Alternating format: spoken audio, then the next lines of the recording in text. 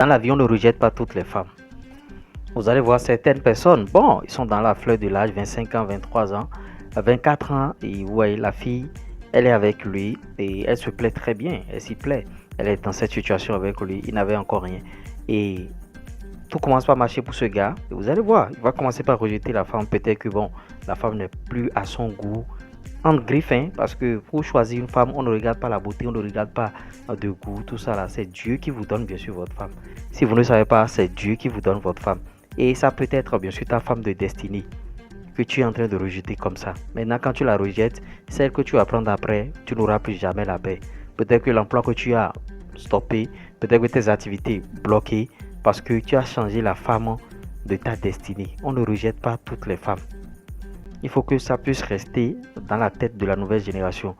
Ceux qui n'ont pas encore de femme, il faut que ça puisse rester dans votre tête. Si vous rejetez la femme de votre destinée, c'est fini pour vous. Quand vous serez avec une autre femme, vos activités ne vont plus prospérer. Vos activités ne vont plus marcher. Parce que tout ça là dépend de la femme avec qui vous êtes.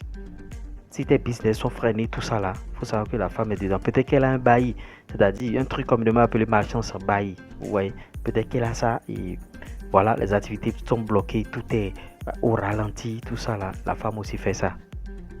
Donc, ne rejetez pas n'importe quelle, on ne rejette pas n'importe quelle femme. Peut-être que tu te dis que bon, elle n'est pas assez lettrée, elle n'est pas beaucoup allée à l'école et tu la mets de côté. Tu vas prendre une femme qui est allée beaucoup à l'école, mais bon, qui s'est déjà pavanée, une femme dont l'aura n'est plus ce que ça devait être, tu vois. Et tu commences par ramasser les problèmes d'une autre personne, les problèmes d'autrui, tes activités bloquées, tout ça là. Maintenant, si tu retombes dans cette situation là et tu n'as plus rien, il n'y a plus de situation, elle va t'enguer. Elle va partir et te laisser. Tu vois, donc ne laisse jamais ta femme de destinée. Ne laisse jamais la femme que Dieu t'a prédit. Maintenant, pour savoir cette femme, bon, c'est pas du tout facile. C'est pour te dire que, bon, celle avec qui tu es, s'il n'y a pas de problème, s'il n'y a pas de dispute, s'il n'y a pas de mésentente, ne cherche pas des stratagèmes pour l'écarter parce que c'est ce que font un bon nombre de jeunes de 25 ans, 27 ans. Vous allez voir, il est avec, peut-être que, bon, il a même fait un enfant avec la fille. Il a rejeté la fille, d'où beaucoup de mères célibataires. Allez regarder ma vidéo précédente où j'ai parlé des mères célibataires. Souvent, c'est pas la faute aussi aux filles de devenir mère célibataire, c'est la faute aussi aux garçons.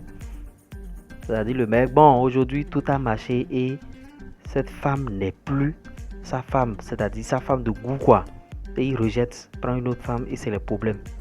Son emploi coupé, ses activités stoppées et tout s'arrête pour lui. Donc, faites beaucoup attention. Likez la vidéo, abonnez-vous et partagez au maximum.